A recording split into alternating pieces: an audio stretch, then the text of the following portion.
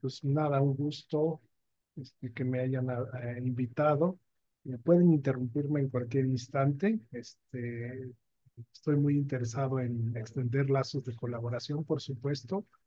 Los equipos que pueda mencionar en la presentación y otros que no voy a mencionar, por supuesto, están abiertos, ¿no? A la comunidad en caso de que sean de utilidad para algunos de ustedes y o sus colegas y estudiantes, ¿no? Bueno, traté de hacer un resumen de dos de las principales líneas de investigación que he estado trabajando los últimos 11 años ya que llevo. Y bueno, les pongo en la pantalla ahora pues, las fuentes de financiamiento, ¿no? Que siempre son importantes. Estas son las que están vigentes. Pues tenemos la fortuna, al estar en la UNAM, de tener una fuente de financiamiento que llamamos PAPIT y hemos también sido afortunados en tener algunos proyectos con ASI. En rojo, los proyectos relacionados a esto de baterías y en azul el tema de combustión. Colaboraciones, pues siempre buscamos extenderlas. Si alguno de ustedes estuviera interesado, por supuesto, nosotros también favor de escribirme y o compartir mi contacto, ¿no? Actualmente en el tema de almacenamiento de energía, tengo una colaboración con un grupo en Alemania. También hemos tenido visitas de colegas de Estados Unidos, por supuesto en el campus y dentro de la UNAM, ¿no? En otros institutos y dependencias. En el tema de combustión también mantenemos colaboraciones internacionales, tanto fuera como dentro del país. Y de las cosas importantes es que hemos logrado asociarnos con asociaciones civiles, lo mostraré al final de la presentación, para ayudar un poco, ¿no? En el diseño de dispositivos ecotecnológicos que pueden ser empleados en algunas comunidades. Muy bien. Lo primero que quería comentarles es que esta línea de investigación de almacenamiento de energía, en particular de baterías de metal líquido, bueno, resulta que existen ya intentos de dispositivos comerciales de ellas. El primero lo ven en pantalla, en particular es una compañía estadounidense que se llama Ambri. Entonces, esta de acá es una celda, si mal no recuerdo, tiene como menos de 20 centímetros de lado, son 8 pulgadas. Bueno, son más o menos 20 centímetros, ¿no? O 6 pulgadas, no recuerdo bien, pero es de ese orden de magnitud para que se den una idea, ¿no? Tienen la ventaja de que se pueden ensamblar en este arreglo que ven en la segunda, donde ahora tengo el mouse, y este grupo se puede meter en digo yo, un gran contenedor, ¿no? Entonces, ventajas de que, bueno, estas son ventajas que menciona la compañía. Aquí está el enlace por si gustan darle un vistazo después. Ese es el bajo costo. Prometen o dicen que tienen ya una duración de 20 años. Diseño modular, es decir, pues dependiendo cuántas te alcance, pues las puedes ensamblar, ¿no?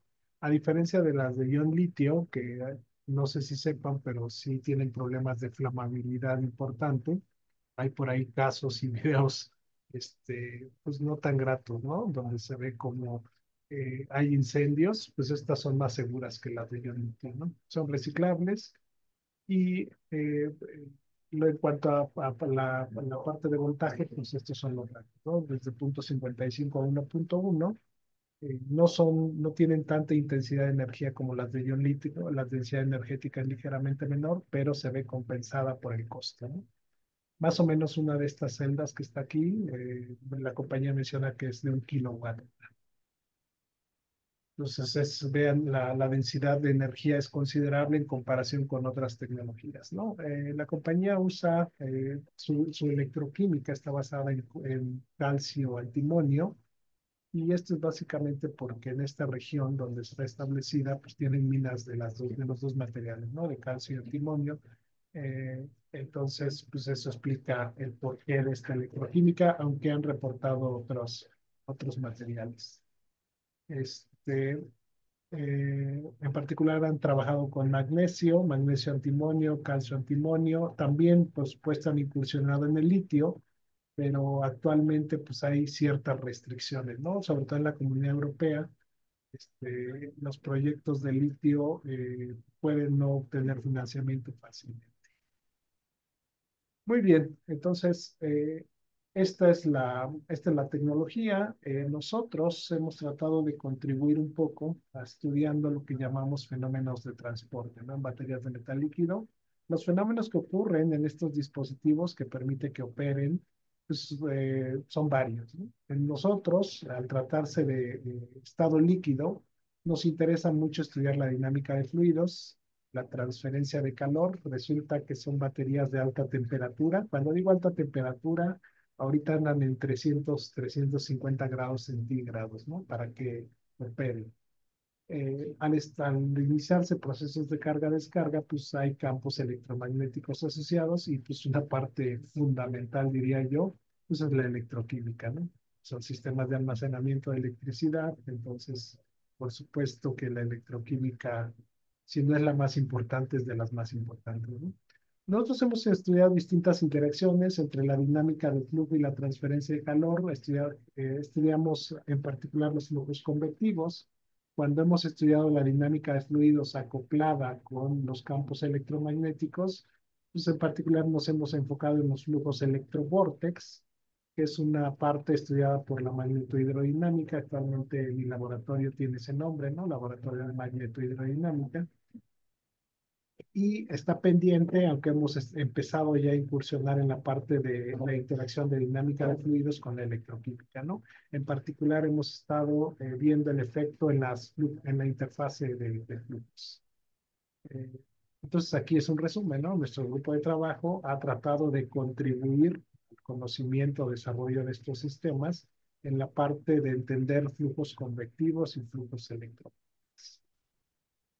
Les comparto este trabajo, casualmente salió publicado la semana pasada, aquí está la referencia, el DOI, y es sobre una batería de sodio zinc, que es una colaboración que tengo con el grupo de Dresden, en Alemania. Estuve realizando una estancia de investigación de 3 meses y pues, logramos publicar este trabajo. Es una batería metal líquido de sodio zinc. ¿Por qué sodio y por qué zinc? Bueno, si ven que la gráfica que les estoy mostrando ahora con el mouse, resulta que pues, son de los materiales más abundantes, ¿no? Tanto el sodio como el zinc, y casualmente el precio pues es también bastante competitivo en comparación pues con otros materiales, ¿no? Incluso ven el calcio que usa Ambri está acá, el litio pues está aquí, ligeramente más caro que estos dos, por supuesto, y al cual pues se le atribuyen ahora algunos ya problemas geopolíticos, ¿no? Entonces, ese es el porqué de esta tecnología. Aquí hay un pequeño diagrama que incluso pues ejemplifica una caricatura de cómo es una batería de metal líquido, ¿no? Tengo un electrodo inferior, zinc, en estado líquido, sodio en la parte de arriba y en medio hay un electrolito, ¿no? A base de sales de sodio, de zinc y de calcio para bajar el punto de fusión. Esta es una geometría, este es el diseño real de un prototipo, también lo pueden encontrar en el artículo, para que se den una idea igual, al igual que las de Ambri, esta batería pues, tiene una altura de más o menos 20 centímetros, de extremo a extremo, medidas ya con el vernier. Internamente yo hablaría de pues, una altura máxima de 10 centímetros, ¿sí? Ya lo que está ocupado por las capas. A diferencia de la compañía Ambri, los alemanes han estado apostando por geometrías cilíndricas y, y bueno, algunas partes, componentes internos de la batería. Bueno, yo estoy, como les comentaba, en el campus Morelia de la UNAM. Ojalá si se dan una escapada a Morelia. Estamos en esta parte del país, no lejos del Océano Pacífico, pues nos puedan visitar. Tienen mi correo, pregunten por poner contacto con Paco, son bienvenidos. Es un campus muy bonito, tiene, son 2 hectáreas más o menos la extensión. Comparado con el campus central, pues es pequeño, ¿no? Pero es un campo bastante pintoresco, muchas áreas verdes, como pueden ver aquí, ¿no?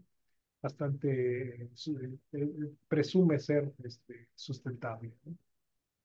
Eh, entonces, aquí está el grupo, trabajamos en particular en la parte de flujos impulsados electromagnéticamente.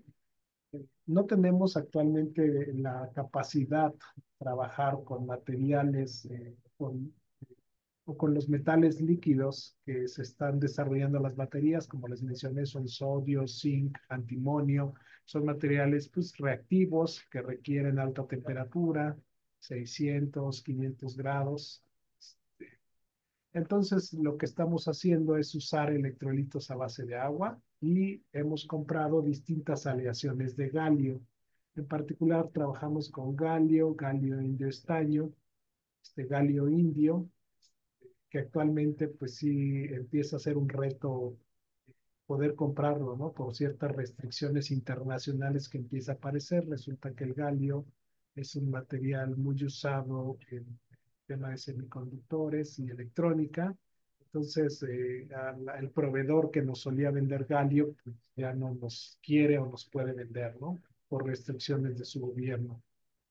Entonces tratamos de cuidar el galio que tenemos, ¿no? Usamos campos magnéticos, en particular generados por imanes permanentes, del orden de cero, bueno, sin campo y hasta 0.4 teslas. Y esto es algo que sí me gusta pues, recalcar, ¿no? Tenemos instrumentos de medición para flujos.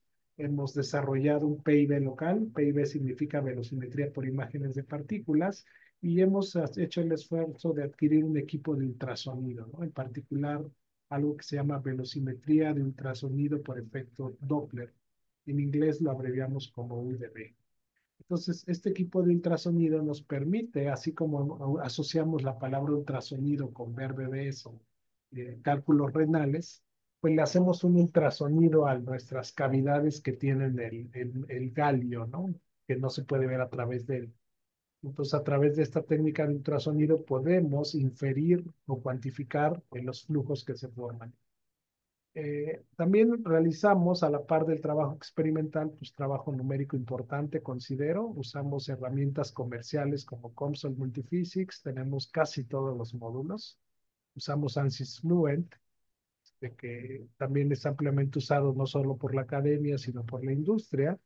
Y en particular, hemos hecho esfuerzos de utilizar herramientas como OpenFOAM, ¿no? Muy parecidas a Fluent y COMSOL, pero tienen la peculiaridad de que son gratis, ¿no? Por supuesto, no tienen una interfaz gráfica tan bonita como los software comerciales, pero son igual de poderosos, me atrevería yo a decir, ¿no? Por supuesto, hemos hecho algunos esfuerzos en desarrollar códigos propios para simular y, por supuesto, para postprocesar imágenes, ¿no? Hemos estudiado tanto geometrías cilíndricas por la parte de colaboración con los alemanes y un poco motivados hemos estudiado también geometrías cúbicas, ¿no? Por el desarrollo que se tiene en Estados Unidos y por una colaboración que también tenemos con la Universidad de Rochester, ¿no? En dicho país. Entonces, usamos imanes como los que se ven en la figura, son imanes de neodimio y hierro boro, se compran y lo que sí hacemos es los caracterizamos, ¿no? Lo que ven en la figura es un imán y una probeta, ¿no? Esta es una probeta tridimensional que nos permite obtener el campo magnético de las tres componentes en el espacio, ¿no? Entonces, la figura del lado derecho, donde ahora tengo el mouse, pues mostramos, estas son mediciones experimentales de las tres componentes de campo magnético en el espacio, pues cercano a un imán cuadrado. Entonces, pues ayuda mucho para términos de visualización y más adelante veremos que con estos campos logramos crear flujo al interior de nuestros contenedores de una forma no intrusiva. Muy bien, entonces, por ahí de 2017 estudié numéricamente en un trabajo cómo si yo tengo un material llamado plomo bismuto fundido que se calienta por abajo y a través del cual se hace circular una corriente eléctrica, cómo se da el movimiento. En aquella época, esta compañía Ambri estaba desarrollando sus baterías a base de plomo bismuto. Posteriormente lo dejaron, pero como les digo, este fue en 2017. Y lo que encontramos es que cuando tú calientas por abajo y enfrías por arriba, pues es un fenómeno muy conocido, celdas de Bénard, la ley Bénard, se forman chorritos aquí que se mezcla el fluido, es un fenómeno bien conocido.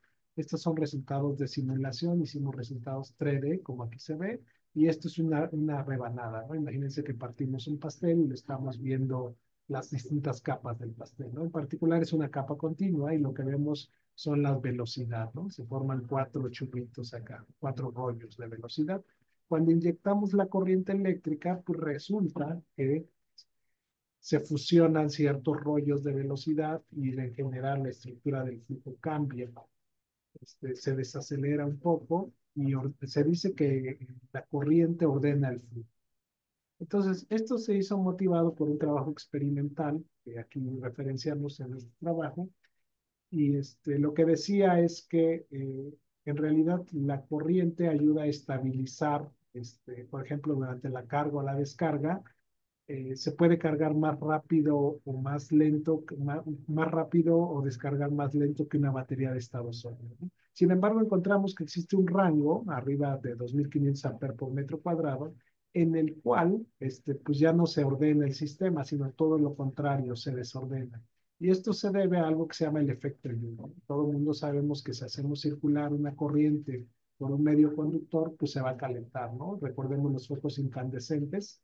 Entonces, es cierto que hasta cierto rango la corriente es benéfica para este tipo desde un punto de fluidos, logramos desacelerar el flujo, pero después de cierto rango, el mismo calor de Joule hace que se desestabilice el sistema.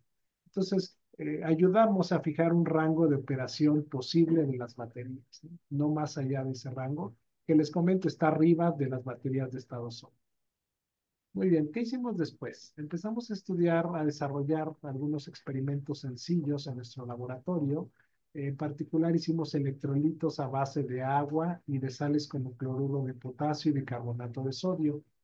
Entonces, por supuesto, tenemos algunos equipos para caracterizar las propiedades de transporte de estos fluidos.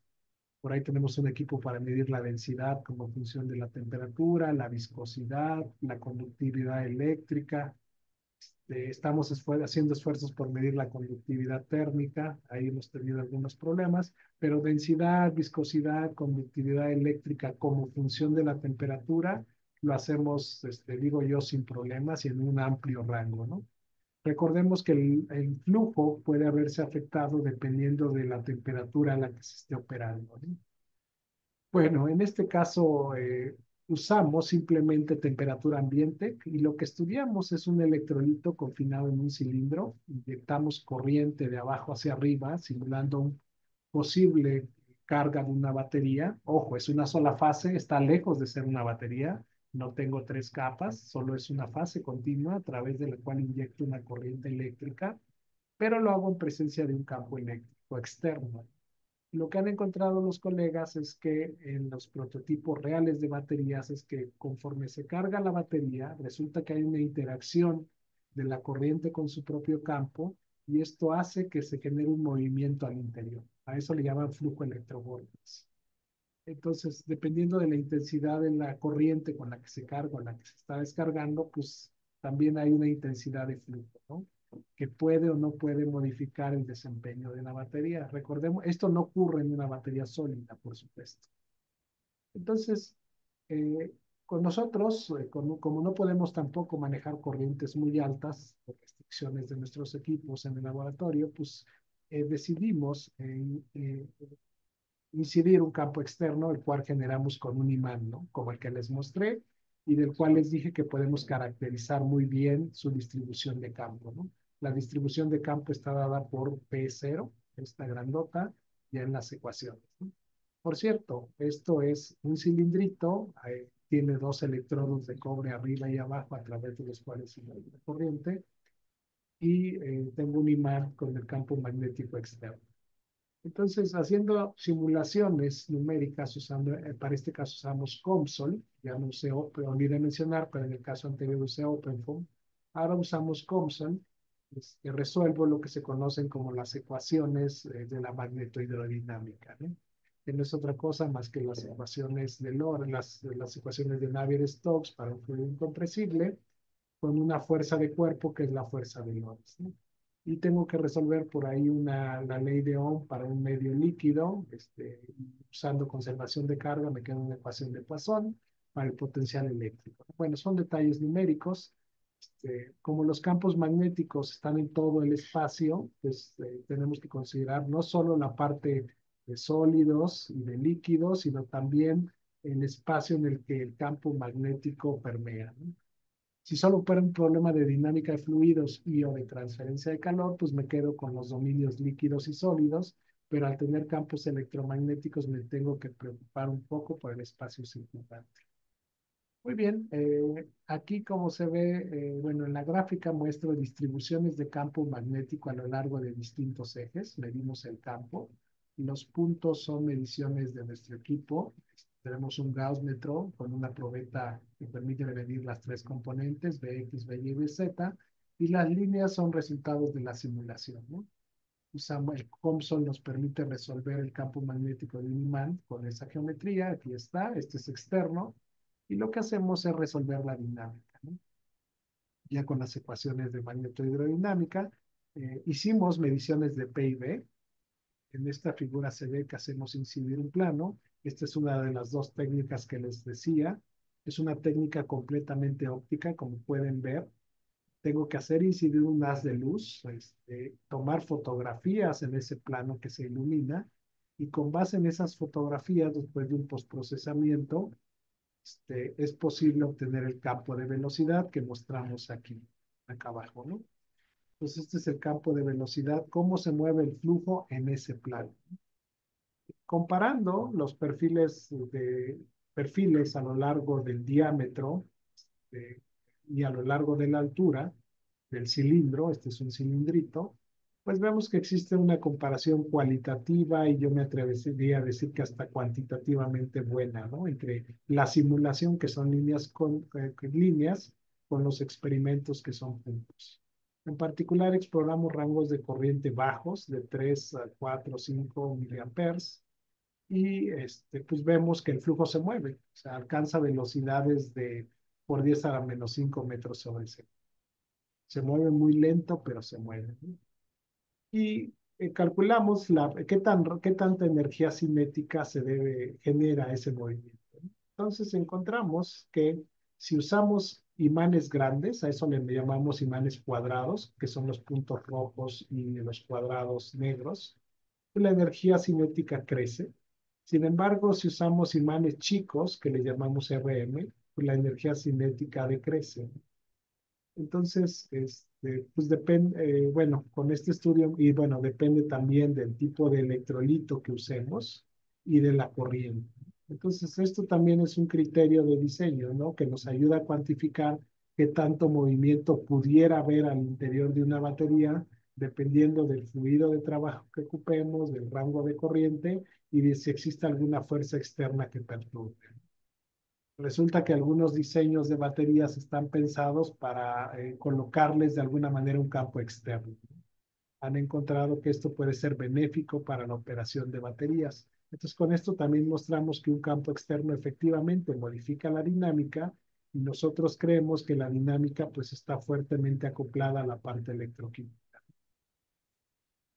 Muy bien, decidimos ir un paso adelante y en lugar de estudiar una sola capa de electrolito, pusimos dos capas. En particular, llenamos el cilindro, que es 2 veces más alto que el anterior. Olvidé mencionar que este cilindro mide alrededor de 2 centímetros de alto, aquí están las dimensiones, por poco menos de 2 centímetros de diámetro. Decidimos hacer un estudio con un cilindro el doble de alto, o sea, imagínense que mide 4 centímetros por 2 centímetros de diámetro, pero ahora tiene dos capas. Abajo pusimos una aleación de galio indio estaño, que es líquido a temperatura ambiente, y arriba tenemos un electrolito. Inyectamos corriente, abajo hacia arriba tenemos un imán pequeño, y otra vez tomamos mediciones de PIB, y lo que encontramos está en que solo tenemos, por supuesto, mediante esta técnica solo tenemos acceso óptico al electrolito, no al metal líquido, y encontramos que alcanza velocidades más altas, ¿no? Entonces, hace un rato, bueno, en el caso anterior eran de por 10 a la menos 5 y aquí son de por 10 a la menos 3. Entonces, imagínense que solo cambiamos, bueno, pusimos dos capas y la velocidad pues, aumentó, ¿no? Para el mismo rango de corrientes y electrolitos similar. Entonces, consideramos también una contribución importante y aquí está la referencia. Eh, bueno, motivados un poco por el desarrollo de esta compañía Ambry, empezamos a trabajar en geometrías cúbicas. Este es un cubo de acrílico de 5 por 5 por 5 centímetros. Lo llenamos de la aleación de galio indio estaño. Esta es una aleación eutéptica, es líquida a temperatura ambiente. Y para estudiar, bueno, inyectamos, igual que en el caso anterior, una corriente de abajo hacia arriba en dirección ascendente, una diferencia potencial. eh, y colocábamos imanes de distinto tamaño. Colocamos imágenes que cubrían la mitad de la altura de la cavidad y después consideramos imanes que cubrían toda la altura de la cavidad. Pusimos un solo imán, pares de imanes pequeños, un solo imán grande, pares de imanes grandes. Sin embargo, aquí no tenemos acceso óptico al flujo, entonces es aquí donde usamos un equipo de ultrasonido, ¿no? Mediante probetas. Igual, complementamos el estudio con simulaciones numéricas usando COMSOL y desafortunadamente, a diferencia del PIB donde tenemos acceso a un plano, podemos estudiar el flujo en un plano, con esta técnica de ultrasonido solo podemos obtener la velocidad a lo largo de líneas, ¿no? De perfiles. Y desafortunadamente o afortunadamente, pues nuestro equipo solo soporta 4 transductores. Aquí está hasta 4 transductores, T1, T2, T3, T4, dependiendo de la configuración, ¿no? Si usamos 2 imanes, un imán de cada lado, pues solo podemos poner transductores de un lado o de la otra cara de la cavidad. Y si usamos dos, pues si solo usamos un imán, tenemos acceso para poner transductores en 2 caras, como se ve acá. ¿Qué encontramos? Bueno, lo que están viendo en la pantalla, bueno, tal vez no se alcanza a apreciar, pero les comento muy rápido, son perfiles de velocidad. Esto es una dirección, la dirección Y, y esta es la velocidad. Entonces, tenemos velocidades del rango de hasta 15 milímetros por segundo. Entonces, mientras del otro eran del orden de por 10 a la -3, o sea, algo así como 1 milímetro por segundo en 2 capas, si solo tengo galio en un cubo, resulta que se mueve hasta 1.5 centímetros por segundo. Es una velocidad considerable, créanme. Y otra cosa importante que logramos en este estudio es utilizar densidades de corriente ya del orden de las que se usan en experimentos de carga de baterías, ¿no? Para que se den una idea, estamos usando hasta 1153 amperes por metro cuadrado. En realidad, estos son una fuente de 3 amperes. Las líneas son resultados de la simulación, los puntos son resultados experimentales de la técnica UDB. Entonces hay una muy buena comparación para las distintas corrientes que se tienen. Y algo que me gusta destacar de este artículo, es un muy buen trabajo de una de mis estudiantes de maestría, Tania, es que si yo no le pongo imanes y solo inyecto corriente, lo que obtengo es la línea verde, una curva de voltaje contra corriente. Entonces, pues es la ley de Ohm. Qué bueno, el galio de estaño obedece la ley de Ohm. Si yo le pongo imanes, un solo imán grande, o le pongo un solo imán chico, M1 es el chico, M2 es el grande, resulta que el voltaje para hacer pasar corriente, una misma corriente, es más alto que el que yo requiero para la ley de Ohm. Es decir, imagínense, yo puedo controlar la resistencia de mi sistema. ¿Esto por qué? Porque olvidé mencionar que si yo tengo la interacción de una corriente con un campo magnético, existe una fuerza de cuerpo que se llama la fuerza de Lorentz. Entonces, esta fuerza se mueve, hace que el flujo al interior se mueva, y ese movimiento resulta que puede afectar la resistencia en general del sistema. Si yo uso un imán, un solo imán, o sea, un campo no uniforme, decimos nosotros, yo requiero mayor voltaje para inyectar la misma corriente. ¿Qué pasa si yo uso pares de imanes? Si yo uso 2 imanes chiquitos o 2 imanes grandes como los que se ven acá, la fuerza de Lorentz es tal que genera un movimiento que hace que se tenga una menor resistencia que la ley de Ohm. Entonces esto fue creemos una contribución importante. Es decir, controlando cómo se mueve al interior del sistema, podemos hacer que ocupemos menos voltaje para la carga de la batería. ¿Y cuánto menos? Encontramos que era hasta 20% menos. Entonces, imagínense tener que ocupar menos voltaje, 20% menos voltaje para cargar una batería, ¿no? Suena interesante desde un punto de vista incluso económico. Las simulaciones nos ayudaron a identificar que si yo uso un imán chico, son estos resultados. Un solo imán chico, estas son algo que se llama isolíneas de vorticidad. Se ve así el flujo, ¿no? Adentro, se forman como rollos. Si yo uso un imán chico y un imán grande. Resulta que si uso pares de imanes, sean chicos o sean grandes, se ven como estructuras de flujo más uniformes, se ven como dos rollos adentro. Entonces, este ordenamiento que hace la fuerza de Lorentz, pues parece que ayuda desde un punto de vista de carga, ¿no? De que la resistencia es menor. Bueno, entonces, pues creemos que estuvimos en su momento muy contentos con este trabajo, logramos publicarlo. Aquí está cómo se mueve, qué velocidades alcanza. Yo les decía del orden de 15 milímetros por segundo.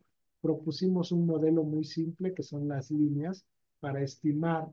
Es un modelo de calculadora, digo yo, ¿no? Le pones la corriente, le pones qué campo tienes y te dice la velocidad, ¿no? Por supuesto, bueno, propiedades del flujo y te dice qué tanta velocidad puede alcanzar el sistema al interior.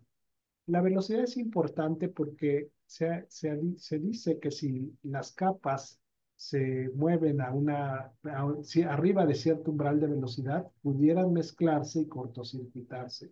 Y esto, por supuesto, arruinaría la batería. Entonces, es por eso el interés en estudiar patrones de flujo en estos sistemas. Muy bien. Usando la misma geometría, decidimos, en lugar de usar galio de estaño, la llenamos con un electrolito.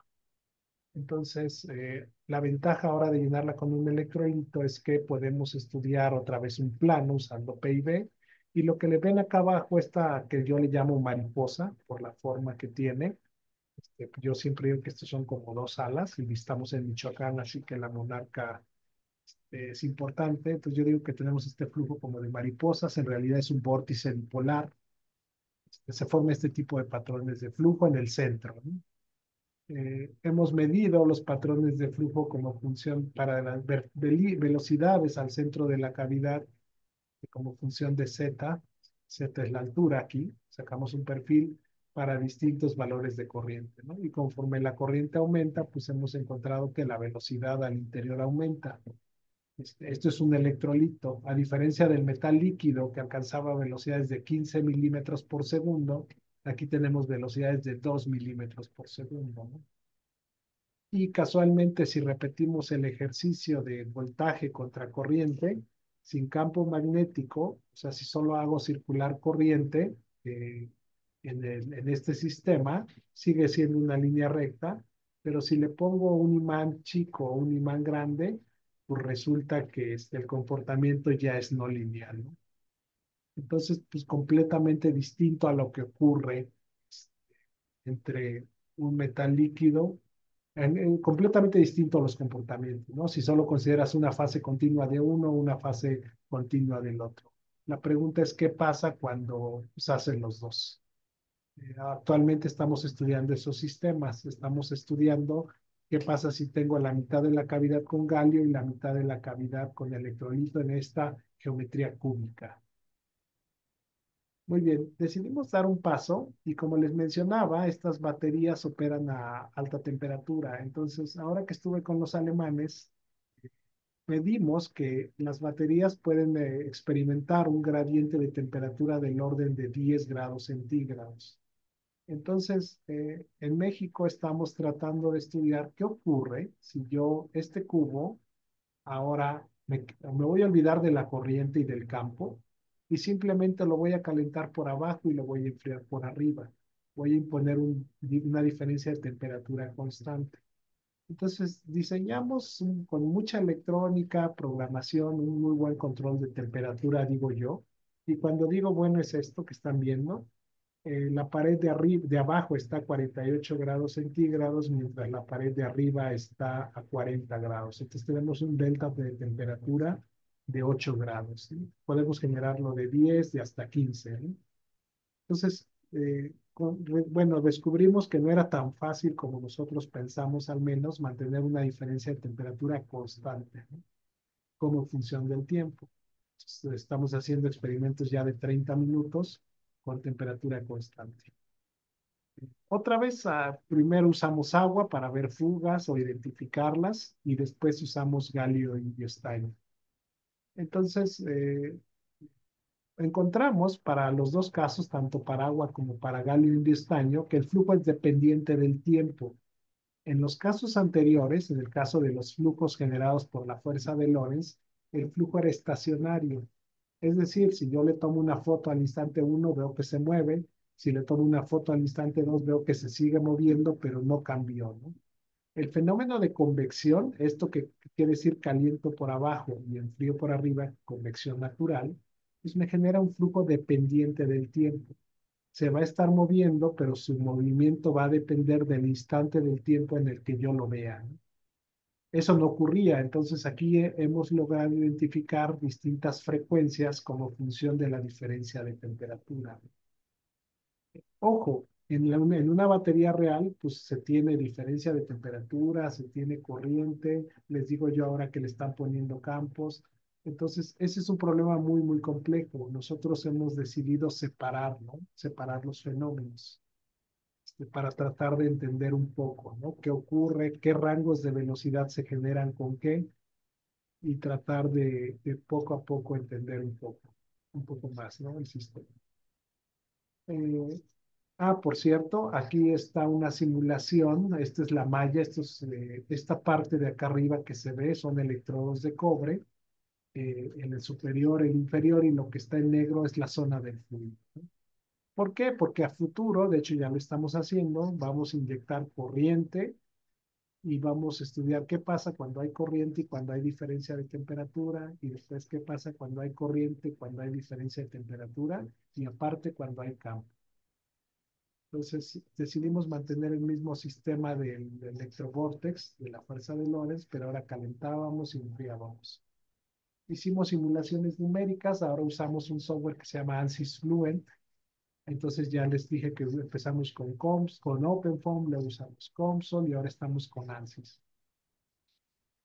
Dependiendo de los alumnos que se van integrando al proyecto, es el software que vamos ocupando, ¿no? Aquí hay, ¿qué pasa si yo hago experimentos con agua y qué pasa si yo hago experimentos con galio y estaño?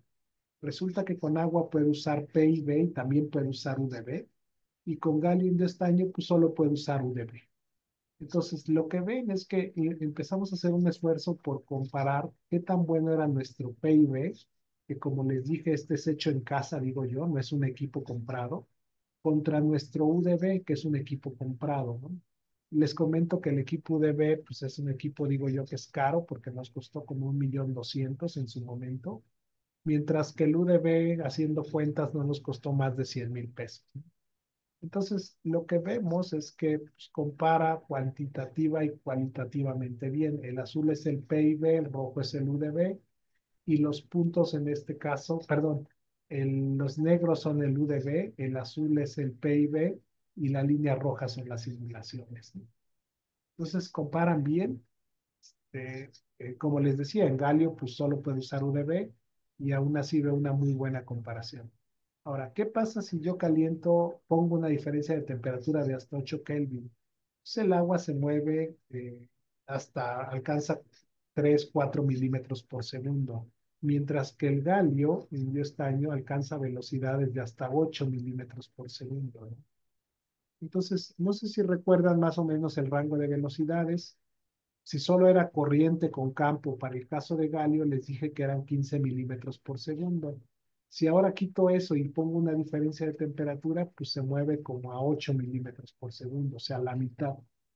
Muchos decían, los colegas internacionales han dicho que el fenómeno de convección no es importante comparado con el fenómeno de corriente con campo.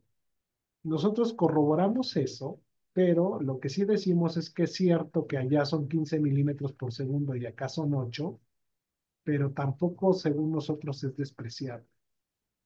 Entonces, actualmente estamos trabajando en publicar este trabajo, ¿no? De convección. En particular, ya tenemos aceptado el artículo.